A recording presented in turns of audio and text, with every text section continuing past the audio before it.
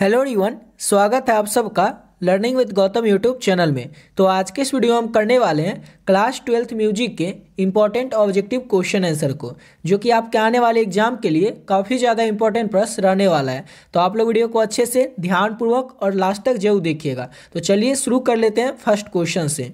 और पहला क्वेश्चन है हमारा कि राग केदार किस ठाट का राग है। राग केदार जो है किस ठाट का राग है, तो अच्छे तरीके से आपको याद रखना है कि राग केदार जो होता है एक कल्याण ठाट का राग होता है, यानी कि ऑप्शन नंबर बी हो जाएगा। अगला क्वेश्चन है रूपक ताल में कितने विभाग होते हैं, यानी कि जो रूपक ताल होता है ये कितने विभागों का होता है, तो 3 विभागों का होता है रूपक ताल, यानी कि ऑप्शन नंबर बी हो जाएगा। रूपक ताल में 3 विभाग होते हैं। अगला क्वेश्चन है हमारा एक ताल में कितनी तालियां होती हैं। एक ताल जो है इसमें तालियों की संख्या कितनी होती है, तो एक ताल में 4 ताली होते हैं। कितने ताली होते हैं एक ताल में, तो एक ताल में 4 ताली होते हैं। ऑप्शन नंबर बी हो जाएगा। अगला क्वेश्चन है गंधर्व महाविद्यालय की स्थापना किसने की थी। गंधर्व महाविद्यालय जो है इसकी स्थापना किसने की थी, तो पंडित विष्णु दिगंबर पुष्कर ने। याद रखना आपको अच्छे से, कभी कभी आपसे दीर्घ उत्तरीय प्रश्न में भी पूछा जा सकता है कि पंडित विष्णु दिगंबर पुष्कर जो है इनका जीवन परिचय लिखे, यानी कि इनके बारे में आपको लिखना रहेगा। और वो जब आपको सब्जेक्टिव क्वेश्चन कराएंगे दीर्घ उत्तरीय प्रश्न उत्तर, उस समय आपको बताएंगे। समझ गए। अभी बस आपको ऑब्जेक्टिव क्वेश्चन के लिए इतना याद रखना है कि गंधर्व महाविद्यालय जो है इसकी स्थापना किसने किया था, तो पंडित विष्णु दिगंबर पुष्कर ने। ऑप्शन ए हो जाएगा। अगला क्वेश्चन है उस्ताद फैयाज खां किस घराने के गायक हुए। उस्ताद फैयाज खां जो है किस घराने के गायक हुए थे, तो आगरा घराने के गायक हुए थे। कौन, तो उस्ताद फैयाज खां। ऑप्शन नंबर डी हो जाएगा, आगरा घराना। अगला क्वेश्चन है राग मलकौश में कौन से 2 स्वर नहीं लगते हैं। अब 4 ऑप्शन में से आपको बताना है कि राग मलकौश में कौन से 2 स्वर नहीं लगते हैं, तो गंधार और निषाद ये तो लगते ही हैं, गंधार धैवत भी लगते हैं, लेकिन ऋषभ और पंचम ये ऐसे 2 स्वर हैं जो कि राग मलकौश में नहीं लगते हैं, यानी कि ऑप्शन नंबर इसका क्या हो जाएगा, तो सी हो जाएगा। अब अगला क्वेश्चन है हमारा स्वरों के। अब इस क्वेश्चन के बारे में आपको क्या ही बताएं, ऐसा कोई साल नहीं है जिस साल ये क्वेश्चन पूछा नहीं गया, यानी कि 2 पूछा जाता है, एक स्वरों के उतरते क्रम और एक स्वर के चढ़ते क्रम। ये क्वेश्चन फिक्स है, नोट कर लीजिए। 2 प्रश्न आपको बता रहे हैं, स्वर के उतरते क्रम को क्या कहते हैं, स्वर के चढ़ते क्रम को क्या कहते हैं। और एग्जाम से जब आइएगा तो मैसेज जरूर कर दीजिएगा, कमेंट जरूर कर दीजिएगा ये प्रश्न आया था कि नहीं। फिक्स है कि हर एक साल पूछा ही जाता है। अगर ये आपको देखना है तो पिछला साल का हर एक साल का वीडियो भी जो होगा वो चैनल पर अपलोड है, वो देख लीजिएगा, जिसमें कि आपको 13, 14, 15, 16, 17, 18, 19, 20 तक का वीडियो करवा चुके हैं। वो पूरा आप देख सकते हो, उसमें देखने को आपको मिलेगा। ये जो क्वेश्चन है ये हर एक साल पूछा ही जाता है, तो याद आपको अच्छे से यह रखना है कि स्वरों के उतरते क्रम को क्या कहेंगे, तो अवरोह कहेंगे, और स्वर जो होते हैं उसके चढ़ते क्रम को क्या कहेंगे, आरोह। याद रखना है ऊपर आरोह, नीचे अवरोह। याद रखना है चढ़ते क्रम आरोह और उतरते क्रम अवरोह। समझ गए, अच्छे तरीके से इसको याद रखिएगा। इस दोनों को याद रखिएगा, तो हो सकते हैं दोनों पूछ ले, उतरते और चढ़ते, तो 2 नंबर आ जाएंगे, लेकिन एक तो पूछेगा, ये याद रखना है। अब अगला क्वेश्चन है असावारी ठाट के अंतर्गत कौन सा राग आता है। अब 4 राग दिया हो, इसमें से पूछा गया है कि असावारी ठाट के अंतर्गत कौन सा राग आता है, तो असावारी ठाट के अंतर्गत जो है ये राग जौनपुरी आता है, यानी कि ऑप्शन नंबर ए हो जाएगा। ये नेक्स्ट क्वेश्चन कर लेते हैं। और अगला क्वेश्चन है हमारा राग में नहीं लगने वाले स्वर को क्या कहते हैं। ऐसा स्वर जो कि राग में लगेगा ही नहीं, तो उसे हम क्या कहेंगे, वर्जित कहेंगे। वर्जित स्वर कहेंगे राग में नहीं लगने वाले स्वर को। राग में नहीं लगने वाले स्वर को क्या कहेंगे, तो वर्जित स्वर कहेंगे।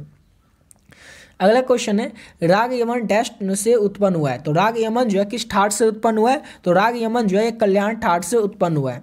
राग यमन किस ठाट से उत्पन्न हुआ है, तो राग यमन जो है ये कल्याण ठाट से उत्पन्न हुआ है। ऑप्शन नंबर इसका ए हो जाएगा। अगला क्वेश्चन है हमारा, ये देखिए स्वर कब क्या है, तो उतरते क्रम, और स्वर के उतरते क्रम को क्या कहेंगे, तो अवरोह कहेंगे। ऑप्शन नंबर सी हो जाएगा।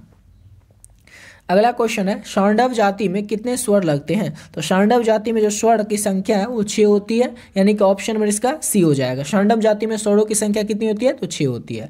अगला क्वेश्चन है उस्ताद करीम खां किस घराने से आते हैं। उस्ताद करीम खां किस घराने से आते हैं, इंपॉर्टेंट क्वेश्चन है, याद रखिएगा। तो उस्ताद करीम खां जो है ये किराना घराने से आते हैं, यानी कि ऑप्शन नंबर बी हो जाएगा। अगला क्वेश्चन है निम्नलिखित रागों में से किसमें दोनों मध्यम में लगते हैं।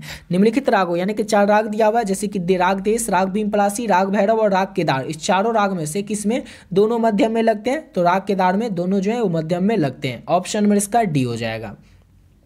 और देखिए म्यूजिक का अगर आप नोट्स लेना चाहते हैं तो केवल 30 रुपये पे करके आप लोग म्यूजिक का नोट्स ले सकते हैं। और इस नोट्स को अगर आप लोग पढ़ लेते हैं ना तो यकीन मानिए आपसे एक भी प्रश्न आपके एग्जाम में छूटने वाला नहीं है, चाहे आप लोग बिहार बोर्ड के स्टूडेंट हो, यूपी बोर्ड के स्टूडेंट हो, या झारखंड बोर्ड के स्टूडेंट हो, या फिर सीबीएसई बोर्ड वाले भी हो। समझ गए? अगर इस नोट्स को अच्छे से आप लोग कंप्लीट कर लेंगे, यानी कि मान लीजिए आपसे प्रश्न एक भी एग्जाम में नहीं छूटने वाला। अब इतना कॉन्फिडेंस के साथ क्यों बोल रहे हैं कि आपके एग्जाम में एक भी प्रश्न नहीं छूटने वाला है? तो देखिए इसमें जो प्रश्नों की संख्या वो टोटल आपको देखने को मिलेगा 400 ऑब्जेक्टिव क्वेश्चन है। और 400 जो ऑब्जेक्टिव क्वेश्चन है ये हर एक एग्जाम को बहुत ज्यादा पढ़ करके एनालाइज करके तैयार किया गया क्वेश्चन है। एग्जाम में आखिर किस टॉपिक से प्रश्न पूछा जाता है, किस तरह का प्रश्न पूछा जाता है, उसको एनालाइज करके ही इस प्रश्नों को तैयार किया गया है, जिसकी की संख्या है 400। समझ गए? और ये 400 प्रश्न कर लिए तो ऑब्जेक्टिव आपसे एक भी नहीं छूटने वाला है, चाहे आप लोग बिहार बोर्ड के स्टूडेंट हो या फिर झारखंड बोर्ड के स्टूडेंट हो। यूपी बोर्ड में तो ऑब्जेक्टिव क्वेश्चन की संख्या जो होती है उतनी ज्यादा नहीं होती, थोड़ी ही होती है, लेकिन वो भी प्रश्न आपसे नहीं छूटेंगे अगर आप लोग ये पढ़ लेंगे तो। लेकिन आप लोग अगर बिहार बोर्ड वाले होंगे और झारखंड बोर्ड वाले होंगे तो उसको तो अच्छे से इस क्वेश्चन को पढ़ ही लेना है, जो नोट्स है इसको अच्छे से पढ़ ही लेना है। सेकंड पीडीएफ की बात करें तो इसमें आपको मिलेगा लघु उत्तरीय और दीर्घ उत्तरीय प्रश्न, जिसकी की संख्या होगी 100 प्रश्न है। अब कोई कहेगा कि आपको 20 प्रश्न देते हैं और 20 प्रश्न या 30 प्रश्न कर लीजिए और वही आपके एग्जाम में आ जाएगा, तो बिल्कुल गलत बात है। ऐसा तो हो नहीं सकता कि क्वेश्चन आउट ही हो जाए, क्योंकि जो बिहार बोर्ड वाले होंगे उनके एग्जाम में जो प्रश्नों की संख्या होगी वो लघु उत्तरीय की 10 होगी, फिर झारखंड बोर्ड वाले में थोड़े इससे कम होते, यूपी बोर्ड में तो जो दीर्घ उत्तरीय लघु उत्तरीय प्रश्न होते हैं यही सब ज्यादातर आते हैं। तो अगर ये 100 प्रश्न कर लेते हैं ना तो आपसे प्रश्न एक भी एग्जाम में नहीं छूटेगा, चाहे आप किसी भी बोर्ड के स्टूडेंट हो। समझ गए? और खास करके बिहार बोर्ड और झारखंड वालों के लिए तो खास करके बोल रहे हैं।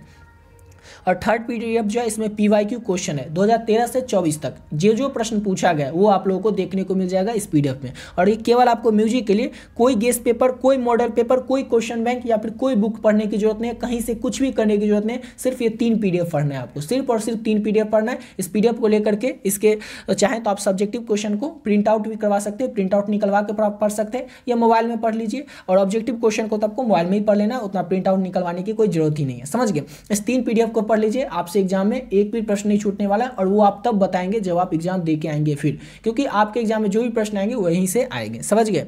अब बात कर लेते हैं इसको लेना कैसे है। तो कई बार ऑलरेडी बता चुके हैं, नंबर है 7903820891। इस नंबर पे आप लोग केवल और केवल 30 रुपये पे करना, और 30 रुपये आपको क्या ही आजकल मिलता है, लेकिन 30 रुपये आपको म्यूजिक का टेंशन खत्म हो जाएगा। बस आपको इसको लेना और अच्छे से पढ़ लेना है। 30 रुपये इस नंबर पे कर देना, और इसी नंबर से जो व्हाट्सएप है उस पर आपको स्क्रीनशॉट भेज देना और मैसेज कर देना म्यूजिक पे करना है इस नंबर पे। उसके बाद आपको क्या करना है, मैसेज कर देना इसी नंबर से व्हाट्सएप जो है उस पर स्क्रीनशॉट भेज करके म्यूजिक। आपको जो पीडीएफ है ये तीनों पीडीएफ मिल जाएगा, तीनों पीडीएफ को पढ़ लीजिए, आपका म्यूजिक का टेंशन खत्म। समझ गए? बस इतना आपको करना है। और ये देख लीजिए इसमें क्वेश्चन की जो संख्या वो इसमें ऑब्जेक्टिव 400 होगा, और इसमें 100 से ज्यादा ही 110 या 115 के करीब लघु उत्तरीय और दीर्घ उत्तरीय दोनों टाइप के प्रश्न है। और ये आप किसी भी बोर्ड के होंगे ना, लेकिन खास करके याद रखना आपको झारखंड या यूपी वाले होंगे तो उनको तो झारखंड और बिहार वाले होंगे तो उनको तो ये ले ही लेना है। समझ गए? और यूपी वाले बोर्ड के बच्चे होंगे तो वो भी इसको पढ़ सकते हैं, क्योंकि आपके एग्जाम का भी सिलेबस लगभग ऐसा ही है। बस ऑब्जेक्टिव क्वेश्चन की जो संख्या होती है वो क्या होता है, यूपी बोर्ड में थोड़े कम होते हैं, लेकिन बिहार में तो पता ही और झारखंड में ऑब्जेक्टिव अच्छे से रहता है। चलिए बात है अपने अगले क्वेश्चन पे। अगला क्वेश्चन है, उस्ताद जाकिर हुसैन कौन सा वाद्य बजाते थे? तो उस्ताद जाकिर हुसैन जो थे वो तबला वादक करते थे, तबला बजाते थे। अगला क्वेश्चन है हमारा, राग यमन का वादी स्वर क्या होता है? राग यमन जो है इसका वादी स्वर क्या होता है? तो राग यमन का वादी स्वर जो है वो होता है ऑप्शन नंबर इसका हो जाएगा, अच्छा राग यमन है तो राग यमन का तो गौ ही होता है, ऑप्शन नंबर इसका ए हो जाएगा। अगला क्वेश्चन करते हैं, नेक्स्ट क्वेश्चन है हमारा, सप्तक कितने प्रकार के होते हैं? कई बार बता चुके हैं, सप्तक 3 प्रकार के होते हैं। समझ गए? ऑप्शन नंबर इसका बी हो जाएगा। सप्तक के यहाँ पर प्रकार पूछ रहा है, समझ गए ना, ऑप्शन बी हो जाएगा 3 प्रकार के। अगला क्वेश्चन है, एक ताल में कितनी मात्राएं होती हैं? तो एक ताल में जो मात्राओं की संख्या वो 12 होती है। कितनी होती है एक ताल में मात्राएं? तो 12 होती है, ऑप्शन नंबर बी हो जाएगा। अगला क्वेश्चन है, संगीत में मुख्यतः कितनी पद्धतियां पाई जाती है? संगीत में मुख्यतः कितनी पद्धतियां पाई जाती है? तो याद रखना है संगीत में मुख्यतः 2 पद्धतियां पाई जाती है, ऑप्शन नंबर ए हो जाएगा। अगला क्वेश्चन है, नियम अनुसार स्वरों के चलन को क्या कहते हैं? तो नियम अनुसार स्वर के जो चलन होते हैं उन्हें क्या कहते हैं? तो याद रखना है आपको अलंकार कहते हैं। क्या कहते हैं? तो स्वरों के चलन को हम लोग अलंकार कहते हैं, ऑप्शन नंबर सी हो जाएगा। अगला क्वेश्चन है, सा ए प क्या कहलाते हैं? सा ए प जो होते हैं ये क्या कहलाते हैं? तो ये कहलाते हैं अचल। क्या कहलाते हैं? तो अचल कहलाते हैं, सा ए प, ऑप्शन नंबर सी हो जाएगा। अगला क्वेश्चन है, निम्न में से यानी कि 4 ऑप्शन में से किस राग में त्रिभु में मौ का प्रयोग होता है? किस राग में के त्रिभु में मौ का प्रयोग होता है? तो राग यमन में, राग यमन में त्रिभु का प्रयोग होता है। अगला क्वेश्चन है राग भूपाली किस ठाट का राग है। राग भूपाली जो है किस ठाट का राग है, तो कल्याण ठाट का राग है राग भूपाली, ऑप्शन नंबर ए हो जाएगा।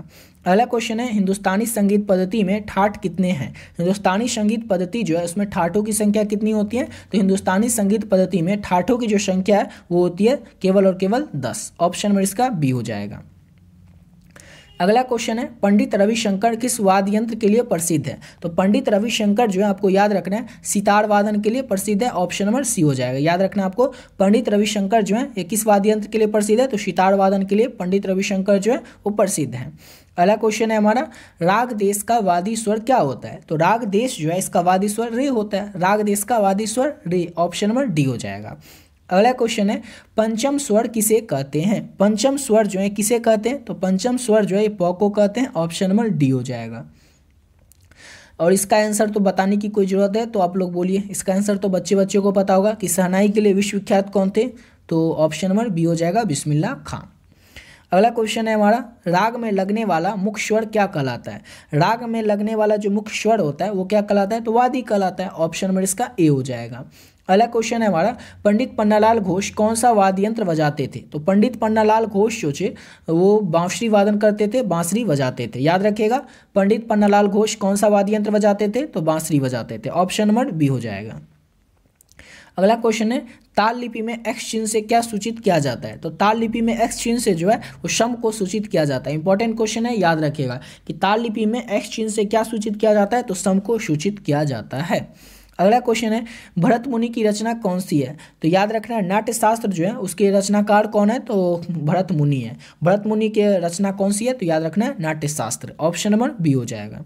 अगला क्वेश्चन है पंडित रामचतुर मलिक किस विधा के थे। यानी कि पंडित रामचतुर मलिक जो थे वो गायक थे, वादक थे, नर्तक थे कि चित्रकार थे। तो पंडित रामचतुर मलिक जो थे वो गायक थे। क्या थे, तो गायक थे, ऑप्शन नंबर ए हो जाएगा।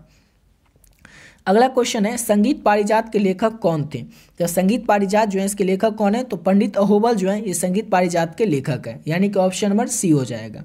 अगला क्वेश्चन है किस ताल में 10 मात्राएं हैं। किस ताल में 10 मात्राएं होती हैं, तो झप ताल में 10 मात्राएं होती हैं, ऑप्शन नंबर डी हो जाएगा। समझ गए। इसी के साथ वीडियो पे कंप्लीट करते हैं और मिलते हैं नेक्स्ट वीडियो में। ऊपर जो आपको नोट्स बताएं उस नोट्स को आप लोग जल्द से जल्द ले लीजिएगा। केवल आपको 30 रुपये पे करना है। अब आप लोग खुद सोच लीजिए कि 30 रुपये में आजकल क्या होता है, लेकिन 30 रुपये में आपको जो नोट्स दे रहे हैं उस नोट्स को अगर आप लोग पढ़ लेते हैं, अच्छे तरीके से पढ़ लेते हैं, ऑब्जेक्टिव और सब्जेक्टिव दोनों को, तो याद रखिएगा आपसे एग्जाम में म्यूजिक का एक भी प्रश्न नहीं छूटने वाला है। चाहे आप लोग बिहार बोर्ड के स्टूडेंट हो या झारखंड बोर्ड के स्टूडेंट हो, यूपी बोर्ड वाले या अदर किसी और बोर्ड के होंगे तो वो भी लोग भी ले सकते हैं, क्योंकि सबका सिलेबस सेम ही होता है। लेकिन बिहार और झारखंड का जो सिलेबस है वो ज़्यादा ही सिमिलर है, इसलिए बोल रहे हैं कि बिहार बोर्ड के लिए तो ये बनाए ही है। बिहार बोर्ड और झारखंड वाले बोर्ड वाले होंगे उनको तो ये नोट्स जरूर ले ही लेना और इसको अच्छे से तैयार कर लेना। समझ गए। तो मिलते हैं नेक्स्ट वीडियो में नई वीडियो के साथ।